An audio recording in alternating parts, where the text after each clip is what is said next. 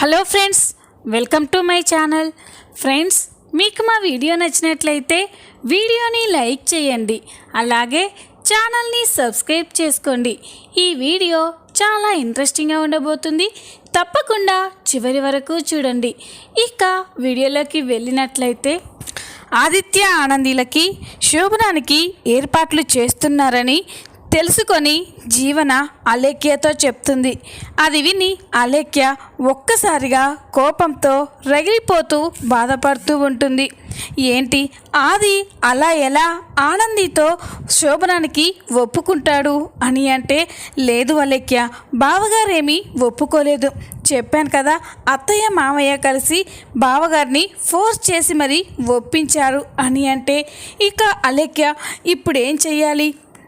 ఆదిత్య ఆనందితో కలిసిపోతే ఇక నేనిక్కడ ఉండి ఏంటి ప్రయోజనం అని ఇక అలేఖ్య ఏడుస్తూ ఉంటే, అప్పుడు జీవన, ఏంటి అలేఖ్య, నేనుండగా నీకు అలాంటి పరిస్థితి రాణిస్తానా చెప్పు.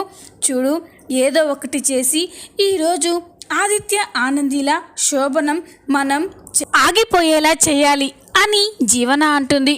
ఇక అలేఖ్య, ఎలా జీవన, ఎలా చేయగలం అని అంటే, లేదు అలేఖ్య, నువ్వు తలుచుకుంటే చేయగలవు, అది నీ వల్లే సాధ్యమవుతుంది అని జీవన అంటుంది. నా వల్ల నేనేం చేయను అని అంటే, అప్పుడు జీవన అలేఖ్యకి చెప్తూ ఉంటుంది. చూడు అలేఖ్య, ఇప్పుడు ఆదిత్య నీవాడు కావాలన్నా, ఆ ఆనందికి దూరం అవ్వాలి అన్నా, ఆదిత్య మనసులో నీ మీద ఉన్న ప్రేమ బయటపడాలి. మళ్ళీ మీ పాత ప్రేమ జ్ఞాపకాలు ఆదికి గుర్తు రావాలి. నీ మీద ప్రేమ మళ్ళీ పుట్టాలి అని జీవన అంటుంది. ఎలా జీవన, నేను కూడా చాలా ప్రయత్నాలు చేస్తున్నాను, కానీ ఏది కూడా వర్కౌట్ అవ్వడం లేదు అని అంటుంది. అప్పుడు జీవన, లేదా లెక్య, ఇప్పుడు ఇంకా కాస్త స్టెప్ ముందు తీసుకొని కాస్త రిస్క్ అయినా పర్వాలేదు, నువ్వు ఆది మనసులో మళ్ళీ నీ ప్రేమని పుట్టించాలి అని చెప్తూ ఉంటే ఇక అలేఖ్య ఆలోచిస్తూ ఉంటుంది. అది చూసి జీవన, నాకు తెలిసే నువ్వు ఆదిత్య కోసం ఏమైనా చేస్తావని అని అనుకుంటూ ఉంటుంది. ఇంతలోనే అలేఖ్యకి ఒక ఆలోచన వస్తుంది. అవును జీవన, నువ్వు చెప్పినట్టే ఇలా మామూలుగా ప్లాన్ చేస్తే ఆదికి నా మనసులో ఉన్న ప్రేమ బయటపడదు. ఒక స్టెప్ ఎక్కువ తీసుకొని కాస్త రిస్క్ అయినా పర్వాలేదు, ఆదికి మళ్ళీ నా పైన ప్రేమ పుట్టేలా చేస్తాను అని అలేఖ్య అంటుంది. ఇక జీవన, అది అలేఖ్య, నువ్వు ఇంత స్ట్రాంగ్గా ఉంటే ఆదిని నీ నుండి ఎవ్వరూ వేరు చేయలేరు, ఆల్ ది బెస్ట్ అని చెప్పి ఇక చెప్పగానే అలేఖ్య అయితే నేరుగా అక్కడి నుంచి కిచెన్లోకి వెళ్తుంది. కిచెన్లోకి వెళ్ళి అలేఖ్య ఆలోచిస్తూ ఉంటుంది. హాల్లో ఆదిత్య అటు ఇటు తిరుగుతూ ఆలోచిస్తూ ఉంటే ఇక అలేఖ్యకి, నాకు తెలుసు ఆది, నువ్వు ఏ విషయం గురించి ఆలోచిస్తున్నావో, రాత్రికి నీకు ఆనందికి శోభనం కదా, ఆ విషయంలో ఏం చేయాలని ఆలోచిస్తున్నావు. ఇప్పుడు కాస్త రిస్క్ అయినా నా మీద నీకున్న ప్రేమని బయటపడేలా చేస్తాను. ఈరోజు రాత్రి నువ్వు ఆనందికి దగ్గర కాకుండా చేస్తాను అని అలేఖ్య అనుకొని తన చున్నీని అక్కడే మండుతున్న గ్యాస్ పొయ్యిపై పెడుతుంది. దాంతో అలేఖ్య చున్నీ కాలిపోతూ ఉంటుంది. కావాలి అనే ఇక అరుస్తూ, అక్క నా చున్నీ కాలిపోతుంది అక్క అని అంటూ ఉంటే ఇక ఆదిత్య అది విని ఒక్కసారిగా షాక్ అయిపోతాడు. ఆనంది అని చెప్పి పిలుచుకుంటూ కిచెన్లోకి వస్తూ ఉంటే అలేఖ్య అప్పుడే అక్కడికి వస్తుంది. అలేఖ్య తన కాలుతున్న చున్నీని అక్కడే పడేసి పరిగెత్తుకుంటూ వెళ్ళి ఆదిత్యని హగ్ చేసుకుంటుంది. అది చూసి ఆదిత్య ఒక్కసారిగా షాక్ అయిపోతాడు. అలేఖ్య మాత్రం ఆదిత్యని గట్టిగా హగ్ చేసుకొని, బావగారు బావగారు నాకు భయంగా ఉంది బావగారు అని నటిస్తూ ఉంటుంది. అప్పుడే సీను అయితే అలేఖ్యని తీసుకెళ్ళడానికి ఇంటికి వస్తాడు. సీను అక్కడికి వచ్చేసరికే అలేఖ్య ఆదిని హగ్ చేసుకోవడం, ఆది చాలా ఇబ్బందిగా ఫీల్ అవ్వడం అవన్నీ కూడా సీను చూస్తాడు. అది చూసి సీను ఒక్కసారిగా షాక్ అయిపోతాడు. గిదేంది చిలకమ్మ ఆదిత్య బాబుని గట్ల వాటేసుకుంది అనుకుంటూ లోపలికి వెళ్తాడు.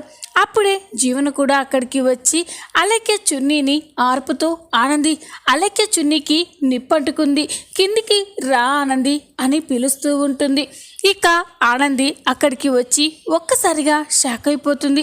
అదేంటి దివ్య, నీ చున్నీకి అలా మంట అంటుకోవడం ఏంటి అని అంటే, అక్క నువ్వు ఏదో పని చేసుకుంటున్నావు, నిన్నెందుకు ఇబ్బంది పెట్టడం అని నేనే కాఫీ కలుపుకుందామని కిచెన్లోకి వచ్చాను, అనుకోకుండా నా చున్నీ అక్కడ మంట మీద పడిపోయింది అని చెప్తూ ఉంటే ఇక ఆనంది అయితే షాక్ అయిపోతుంది. అలెక్య మాత్రం ఆదిత్యనే హగ్ చేసుకొని వదిలిపెట్టకుండా అలాగే పట్టుకుంటుంది. అప్పుడే సునంద, శశికాంత్, చైతన్య అక్కడికి వచ్చి అలెక్య ఆదిని హగ్ చేసుకోవడం చూసి ఒక్కసారిగా షాక్ అయిపోతారు. ఇక శశికాంత్, సునంద అయితే కోపంగా చూస్తూ ఉంటారు. ఇక సునంద, చాలు, ఇక ఆదిని వదిలేసే, ఇక్కడ మీ అక్క కూడా ఉంది కదా, తనని వాటేసుకొని భయపడు అని చెప్తూ ఉంటుంది. అది విని ఇక దివ్య, లేదు, నాకు బావగారిని పట్టుకుంటేనే ధైర్యంగా ఉంది అని మారం చేస్తూ ఉంటుంది. ఇక సీను, ఇదేంటి గిట్ల జరుగుతుంది, చిలకమ్మ ఎందుకు గిట్ల చేస్తుంది అని సీను కూడా అనుకుంటూ ఉంటాడు. ఇక అప్పుడే ఆనంది, దివ్య మీ బావగారిని వదిలిపెట్టు, ఆయన ఇబ్బంది పడుతున్నారు అని చెప్పగానే ఇక అలెక్య అయితే ఆదిని వదిలిపెడుతుంది. ఆదిత్య మాత్రం చాలా కన్ఫ్యూజన్ అయిపోయి చూస్తూ ఉంటాడు. ఇక అలెక్య, ఆది, ఇక నీ మనసులో నా మీద ప్రేమ మళ్ళీ పుడుతుంది, ఈరోజు నువ్వు ఆనందికి దగ్గరవ్వవు అని అలెక్య అనుకుంటూ ఉంటుంది. జీవన కూడా చాలా పర్ఫెక్ట్గా ప్లాన్ చేసావు అలెక్య అని మనసులో అనుకుంటూ ఉంటుంది. సరే సరే, ఇప్పుడు అంతా బాగానే ఉంది కదా, ఎవరి గదిలోకి వాళ్ళు వెళ్ళండి. ఆనంది, ఆది, చెప్పాను కదా, ఈరోజు రాత్రికి మీకు శోభనానికి ముహూర్తం ఉందని, మీరు రెస్ట్ తీసుకోండి అని అంటుంది. అది విని జీవన, అత్తయ్య గారు నేను ఇలా చెప్తున్నాను అనుకోకపోతే ఈరోజు దివ్య చున్నీకి నిప్పంటుకుంటుంది కదా, ఇదేదో అశుభంలా ఉంది అత్తయ్య గారు, అందుకే ఈరోజు ఆనంది బావగార్ల శోభనం వాయిదా వేయండి అని చెప్తుంది. అది విని సునందకి, శశికాంత్కి చాలా కోపం వస్తుంది. అవసరం లేదు, ఏది మంచో ఏది చెడో మాకు బాగా తెలుసు, ఈరోజే ఎట్టి పరిస్థితుల్లో ఆదికి ఆనందికి శోభనం జరిగి తీరాలి. ఆనంది, ఆదిత్య మీరు వెళ్ళి రెస్ట్ తీసుకోండి అని సునంద ఆర్డర్ వేయడంతో ఇక జీవన అయితే ఒక్కసారిగా షాక్ అయిపోతుంది. అలేఖ్య కూడా స్టన్ అయిపోయి చూస్తూ ఉంటుంది. ఇదేంటి, నేను ఇంత ప్లాన్ చేసినా కూడా ఈ సునంద గారేంటి ఇలా చేస్తున్నారు అని అనుకుంటూ ఉంటుంది. సీను మాత్రం మనసులో చాలా సంతోషపడుతూ ఉంటారు. అంటే అమ్మాడికి, ఆదిత్యబాబుకి ఈరోజు శోభనం అన్నమాట, పర్వాలేదు, ఆ కార్యక్రమం జరిగిపోతే ఇక అమ్మాడిని, ఆదిత్యబాబుని ఎవ్వరూ వేరు చేయలేరు అని సీను అనుకుంటూ, గీడికొచ్చిన ముచ్చటే మర్చిపోయినా అని, చిలకమ్మ మనం ఇంటికి పోదాంపా చిలకమ్మ, గీడ ఉండు మంచిగా లేదు అని అంటాడు. ఇక ఆలేఖ్య, ఇదేంటి వీడు మళ్ళీ వచ్చాడు, వీడు నన్ను ఇక్కడి నుంచి తీసుకెళ్లేదాకా వదిలేలా లేడు, ఎలా వదిలించుకోవడం అని అనుకుంటూ ఉంటుంది. ఇక నేరుగా ఆనంది దగ్గరికి వెళ్ళి, అక్క చూడక్క, సీను నన్ను తీసుకెళ్తాను అంటున్నాడు, నేను ఎక్కడికి వెళ్ళనక్క, ఇక్కడే ఉంటాను, నువ్వైనా చెప్పు అని మారం చేస్తుంది. అలెక్య అలా అడిగేసరికి ఆనంది కూడా, ఏంటి సీను, దివ్యకి ఏం తెలుసు చెప్పు, తను గీన్నే కొన్ని రోజులుంటుంది, గీన్నే కోలుకున్న తర్వాత నేనే మళ్ళీ మన ఇంటి దానికి పంపిస్తాను కదా అని ఆనంది అంటుంది. అట్లా కాదమ్మాడి, నీకు అర్థమవుతలేదు అని అంటే, నాకు అన్నీ అర్థమవుతున్నాయి సీను, నేనే దివ్యని కోలుకున్న తర్వాత ఇంటి దగ్గర దిగబెడతాను, అప్పటి వరకు దివ్య అక్కడికి రాదు అని చెప్పగానే ఇక సీను ఏం మాట్లాడకుండా, నీకు ఎట్లా చెప్పాలో సమజైతలేదమ్మాడి, దివ్య గీడ ఉంటే నీ జీవితానికి ఏదైనా ఇబ్బంది అవుతుందేమోనని మా పరేషాన్ మాకుంది అని సీను అనుకుంటూ అక్కడి నుంచి వెళ్ళిపోతాడు. ఇక రాత్రి కాగానే ఆనందిని శోభనవు పెళ్లి కూతురులాగా ముస్తాబు చేస్తూ ఉంటారు. మరో పక్క జీవన, అలేఖ్య మాత్రం చాలా కోపంగా చూస్తూ ఉంటారు. మనం ఇంతలా ప్లాన్ చేసినా కూడా ఈరోజు వీళ్ళ శోభనం ఆగేలా లేదు, ఇప్పుడు ఏం చేయాలి అని జీవన అంటూ ఉంటే అప్పుడు అలేఖ్య, లేదు జీవన, ఆదిని చూస్తుంటే నాకెందుకో ఈరోజు ఆనందితో కలవడేమో అనిపిస్తుంది అని అంటుంది. అది విని జీవన, అలా ఎలా చెప్తున్నావు అలేఖ్య అని అంటే, నాకు ఆది గురించి బాగా తెలుసు జీవన, చాలా సెన్సిటివ్. ఇప్పుడు ఆనంది మీద ప్రేమ ఉన్నా కూడా నేను తన కళ్ళ ముందు ఉన్నాను కాబట్టి ఆది మనసు చాలా ఆందోళనగా ప్రశాంతంగా లేకుండా ఉంది. ఇలాంటి పరిస్థితుల్లో ఆదిత్య అలా చెయ్యడు అనిపిస్తుంది అని చెప్పగానే జీవన సంతోషపడుతూ ఉంటుంది. అలా జరిగితే మనకి మంచిది కదా లేఖ్య. ఒకవేళ ఈ రాత్రికే బావగారు నీ గురించి ఆనందికి చెప్పేస్తే ఆనంది ఇక మీ ఇద్దరి మధ్య నేనెందుకని చెప్పి తెల్లవారేసరికే ఇంట్లో నుంచి వెళ్ళిపోతే ఎలా ఉంటుంది చెప్పు అనగానే ఇక అలేఖ్య, చాలా మంచి మాట చెప్పావు జీవన, నిజంగా అదే కానీ జరిగితే ఇక నన్ను ఆదిని ఎవ్వరూ వేరు చేయలేరు. మళ్ళీ ఆనందిని ఆది జీవితంలోకి ఎట్టి పరిస్థితుల్లో రానివ్వను అని అలేఖ్య అనుకుంటూ ఉంటుంది. ఇక పద్మమ్మ కొంతమంది ముత్తైదువులైతే ఆనందిని శోభనపు పెళ్లి కూతుర్లా ముస్తాబు చేసి ఆదిత్య గదిలోకి పంపిస్తారు. ఆదిత్య కూడా ఆనంది కోసమే ఎదురు చూస్తూ ఆలోచిస్తూ ఉంటాడు. ఆనంది గదిలోకి వెళ్ళిన తర్వాత ఆదిత్యని చూసి సిగ్గుపడుతూ ఉంటుంది. ఇక ఆదిత్య మాత్రం ఆనందిని చూసి చాలా అప్సెట్గా ఉంటాడు. సారీ ఆనంది, నేను ఏం చెయ్యాలో నాకు అర్థం కావట్లేదు. ఈరోజు మన ఫస్ట్ నైట్, ఎవరికైనా ఈరోజు చాలా స్పెషల్, కానీ మనకి మాత్రం అలా కాదు.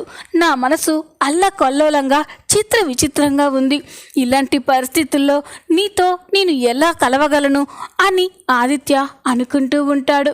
ఇక ఆనంది సిగ్గుపడుతూ ఆదిత్యకి పాల గ్లాస్ని చేతికిస్తూ ఉంటే ఇక ఆదిత్య ఆ పాల గ్లాసుని తీసుకొని పక్కన పెడతాడు.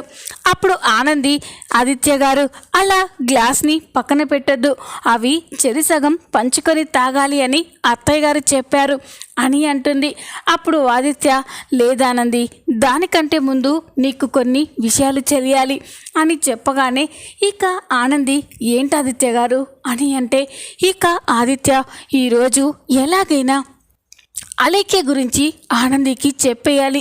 ఈ భారాన్ని ఇంకా నా గుండెల్లో మోయలేను.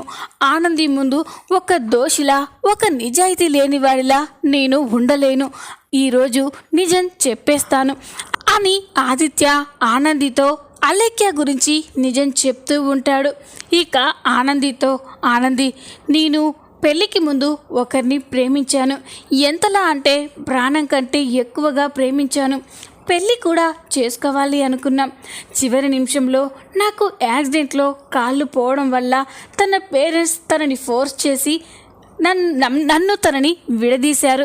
తర్వాత తనకి పెళ్ళైపోయిందని ఎవరో చెప్తే నేను కూడా నీ మెడలో తాళి కట్టాను.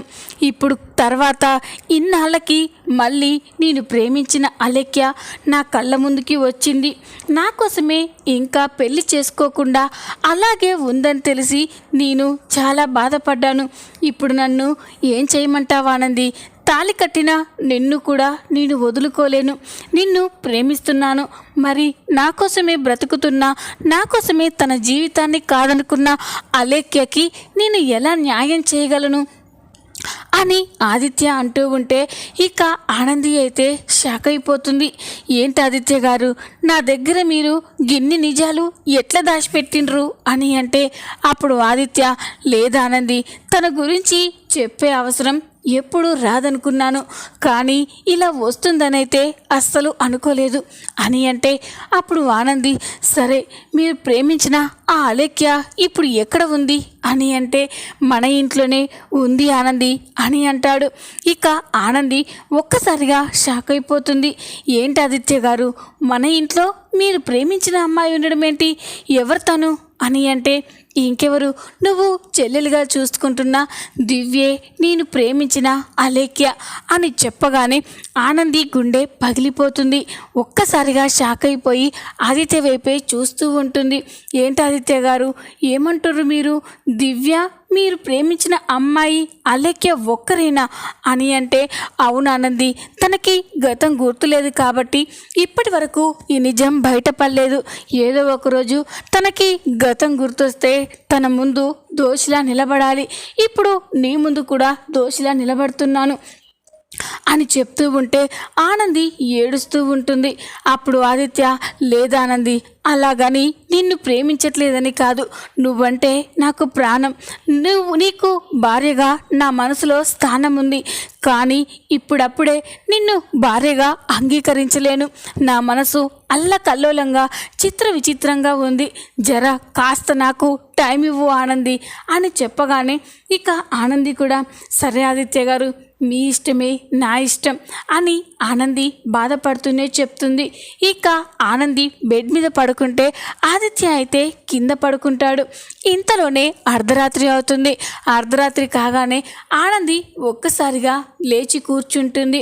ఆదిత్య వైపే చాలా బాధపడుతూ చూస్తూ, ఆదిత్య గారు, మీ మనసులో ఇన్ని కష్టాలు ఇన్ని బాధలు ఉన్నాయని నేను ఎప్పుడూ అనుకోలేదు. పైకి మీరు ఎప్పుడు ఏదో ఆలోచిస్తూ ఉంటే ఏంటో అనుకున్నాను, కానీ మీ మనసులో ఒక అమ్మాయి ఉంది అని తెలుసుకోలేకపోయాను. అంటే ఆ రోజు నాతో పెళ్ళికి ముందు అగ్రిమెంట్ రాసుకుంది కూడా ఇందుకే అని అర్థమవుతుంది. మీరింకా ఆ అలేఖ్యనే ప్రేమిస్తున్నారు కాబట్టి నన్ను భార్యగా అంగీకరించలేకపోతున్నారు. ఇటు నాకు న్యాయం చేయలేక, అటు మీరు ప్రేమించిన అమ్మాయికి న్యాయం చేయలేక మీరు ఎంత సతమతమవుతున్నారో నాకు అర్థమవుతుంది. మీరు సంతోషంగా ఉండాలి ఆదిత్య గారు. మీరు సంతోషంగా ఉండాలి అంటే నీకు అలేఖ్యకి మధ్య నేను ఉండకూడదు. అవును, ఉండకూడదు. ఈ క్షణమే మీ జీవితంలో నుండి వెళ్ళిపోతాను అని చెప్పి ఆనంది అయితే ఇంట్లో నుంచి తన లగేజ్ తీసుకొని వెళ్ళిపోతూ ఉంటుంది. ఇదంతా కూడా జీవన అలేఖ్య మేడ మీద నుంచి చూసి ఒక్కసారిగా షాక్ అయిపోతారు. ఇక జీవన, ఏంటి అలేఖ్య, ఆనంది ఎక్కడికో వెళ్తుందేంటి అని అంటూ ఉంటే అలేఖ్య కూడా అవును జీవన, చేతిలో ఏదో లగేజ్ ఉంది అని అంటే ఇక జీవన ఆలోచించి ఎస్ అలేఖ్య, మనం సాధించేశాం అని అనగానే అలేఖ్య, ఏంటి జీవన, ఏం సాధించాం అని అంటే ఇంకా నీకు అర్థం కాలేదా అలేఖ్య, అక్కడ ఆనంది తన బ్యాగ్ తీసుకొని వెళ్ళిపోతుంది అంటే ఏంటి అర్థం, అది కూడా శోభనన్ రాత్రే పెళ్లి కూతురు అలా బ్యాగ్ పట్టుకొని వెళ్తుంది అంటే ఆ మగాడి జీవితంలో తనకి స్థానం లేదని తెలుసుకుంది. అందుకే నీకు ఆదికి అడ్డంగా ఉండకూడదు అని తనే వెళ్ళిపోతుంది అని చెప్పగానే ఇక అలేఖ్య అయితే ఒక్కసారిగా సంతోషపడిపోతూ ఉంటుంది.